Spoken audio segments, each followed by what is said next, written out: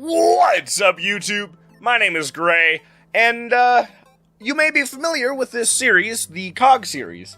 And as you probably know, if you've listened to them before, there have been a lot of voice actors that have helped me out with the series. Now, while this is obviously amazing and really fun to do, based on my current situation, I'm juggling so much that I want to get this out consistently. And I just cannot do that with all of the voice actors. So, for the time being, I will be recording the audio for all of this story myself. So it should be either a weekly or bi-weekly thing, depending on how long it takes me to write out a lot of chapters. After this one, I might go on a couple weeks break, just so that I can pile up a couple of chapters in advance, so I can make it more frequent than I otherwise would. I'm just letting you guys know what's going on. Thank you guys for tuning in. If you haven't watched the other chapters, especially the prologue, please do that before you watch this video. And without further ado, enjoy! Olga could feel her heartbeat climbing up her throat as her mind began overclocking itself. The impending danger presented by the newcomer's connections weaved its way deep into her psyche. The turmoil eased ever so slightly, however, as she noted the excitement within Noelle. It was palpable as she inspected COG, eyes glistening. It's incredible! It talks! It seems like it can think! Its behavior is enigmatic, at least compared to a typical peck, and it's got a name! It's a miracle, a blessing, and Foster! Noelle's voice abruptly caught in her throat. The only thing more potent in the room than the tension was the sudden silence.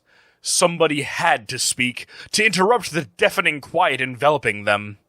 Eventually, much to the relief of Olga, the Founder's assistant stood. Foster wants him. Founder Foster wants that peck, and you lied to him. We need to fix this, to show him this anomaly, apologize for— No, we're not telling him about COG. You can and you will. I won't and I won't. I do not trust that man in the slightest. The only thing he'd even want with COG would be to turn him into some living battery or some sort of Sebe experiment. He would definitely turn him over for a profit in the blink of an eye. Noelle's gaze fell upon COG, who was looking away, holding himself, before turning back to Olga with a steely stare, her voice lowering itself to just above a whisper. He will find out. It doesn't matter if you tell him, or if I do, or if someone 3 years from now who happens to catch a passing glance at the peck does. In fact, odds are, nobody has to tell him.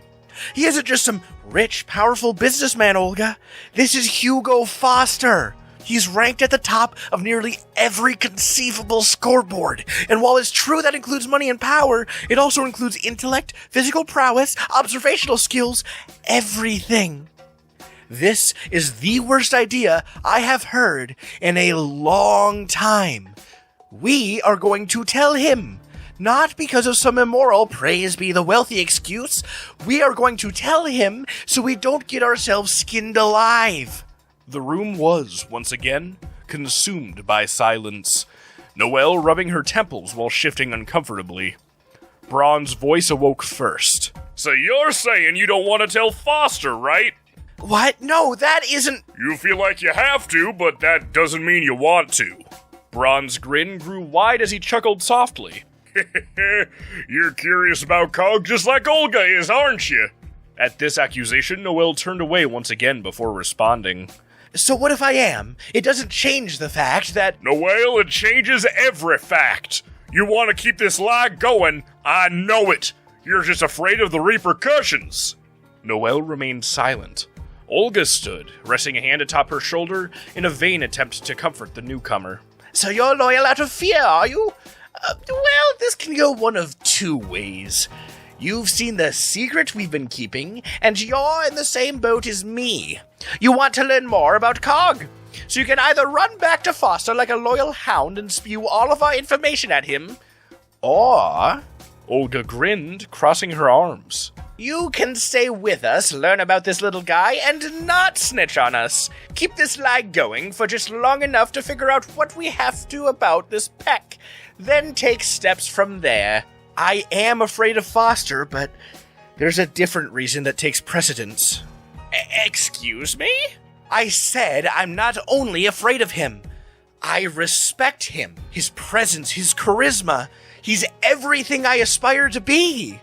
At this, Olga blanched. Well, we can't just let you leave here now that you have this information. Listen, there's a possibility that I don't run back to Founder Foster. A possible future where I linger around and keep you all under the radar. Noelle turned to stare down Olga, eyes cold and unflinching. The sudden shift in expression surprised the latter, who straightened abruptly. There's also one where I transcribe every individual detail for him so vividly he couldn't get a better view of the scene if he were standing right here, right now. Face the facts. You have nothing I desire, and clearly you're in desperate need of help. For the time being, I could remain quiet, but that would mean I'd be a part of this.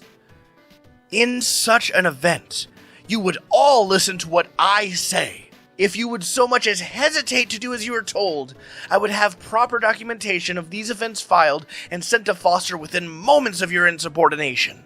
Olga sat in flustered contemplation. Her mind kicked into overdrive, roiling with possibilities both grandiose and gruesome. Orville finally spoke after what felt like hours. And these orders will be reasonable, correct? They won't put us or anyone else into harm's way? He inquired, brow furrowed. Of course, if I can help it. Though even if I do have to give the command to hurt someone, you will follow through. It's all about cooperation. You respect my terms, and I'll likely feel more inclined to keep Foster off your scent. Olga glanced at Braun, who nodded sharply. As she turned her gaze back onto Noelle for a split second, she could have sworn the newcomer was sneaking another glance at Cog out of the corner of her eyes. Olga heaved an exasperated sigh. Let's assume we agree and you do keep quiet. How do we know we can rely on you? How do we know this will actually be beneficial for us? Noelle crossed her arms, expressionless. You don't? You have no clue if I'll do what I say. Could be a monkey's paw for all you know. An opaque white strand of vapor trailed from behind her, weaving its way into her bag before recoiling moments later. Held in its gaseous grip was a large satchel, and the muffled jingling of coins resounded as the leather pouch hit the counter. Assuming you want my help, I'll give you lot 50,000 pieces each to get you started. Should make it easier to work with the situation you're in. With a wave of her hand, the steam dissipated, dropping the sack which landed atop the bookstore's counter with a resounding and satisfying thud. If you don't want to chase the hypothetical I've laid out, don't. However, it's the only good option you currently have that avoids direct confrontation with Foster. And I'd say it's a relatively good one. She stuck out her hand to Olga, who simply stared, dumbfounded. Do we have a compromise? She cooed. Braun and Orville led the group of 5 down a cobbled path, Olga and Noelle keeping an eye on the heavy satchel on Braun's back. Subtle rustling from within had bent to the topmost flap. A small gap betrayed solid navy blue eyes peeking lazily from inside before retreating cautiously, movement slowing to a halt. This ushered forth a small grin from Olga, recalling the nocturnal nature of her ally resting within. The sudden, punctuated voice of Orville dragged her back into the moment. Attentiveness redoubled. I cannot repeat this enough. I'm not going to leave with you when you inevitably go on the move with Cog. I may be in on this, but I'm not forfeiting everything I've done. Yeah, we've heard you the first dozen times, Orville. You can stay behind at your new jewelry store and forget all about this. We just need your skills here, like I've said a dozen times now. Orville huffed, shaking his head. I still don't get why you want my help. You're perfectly capable of finding toddler's clothing on your own. Sure, but you know where to find something that won't make him seem like a really bizarre-looking kid. Glancing at Orville's distraught face, he continued. Aw, come on, friend. Soon as we get this, we'll bring you right back to the shopping center. You'll be able to live like none of this ever happened. Olga and Noelle exchanged skeptical glances. No sooner than Braun had spoken did their destination come into view. a ragged trail leading to an ever-nearing marketplace. The buildings huddled together within the confines of the natural rocky outcroppings enveloping the locale. The few customers able to find this place were exploring the various stores, securing recently purchased shimmering gemstones and freshly sewn garments in their handmade satchels. A vast majority of the knapsacks were crafted from worn leather and thick rope. Braun began rolling his arms and shoulders consistently as the minute archway passed overhead, signaling the midway point of the day's travels. "You know, Cog, I like you, but you're pretty damn heavy to carry in a backpack like this." Cog replied with nothing more than a quiet grunt and slightly more rustling. Braun let out a booming chuckle, which fell short after observing Orville's continued dismay. Let's just get this done, all right? Braun briskly nodded, heaving a sigh. "All right, Orville, where to? I don't know this Ashtari place very well." "It's just over there," he muttered in a surge of excitement, gesturing to an overgrown, decrepit building whose brickwork and yard were laden with dandelions and honeysuckle. "I've known Sullivan for ages, since I got into the clerking business. He's well known for tailor-making clothes within a few hours.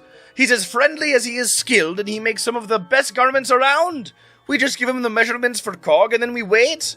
Olga noticed him glancing back, and seeing their faces, he hurriedly continued. "He may not keep his property in the greatest condition, but his quality is unmatched. I can guarantee you that." He led the group into the lackluster storefront, and almost immediately the dismay turned to awe as the newcomers gawked at the countless varieties of fabrics and threads lining shelves which themselves practically covered the mahogany walls. Pre-made garments hung in shockingly neat fashion behind the counter, each labeled with a small tag clipped onto the collar or waistband of each individual piece. The countertop before them went wall to wall, its marble finish glistening in the noontide sun. Measuring implements and notes sprawled across its surface. In their stunned silence, they could all hear some mumbling from behind a violet curtain just past the backmost wall. Orville grinned broadly, eyes sparkling. "Say, it's me, Orville. How have you been, Sullivan?"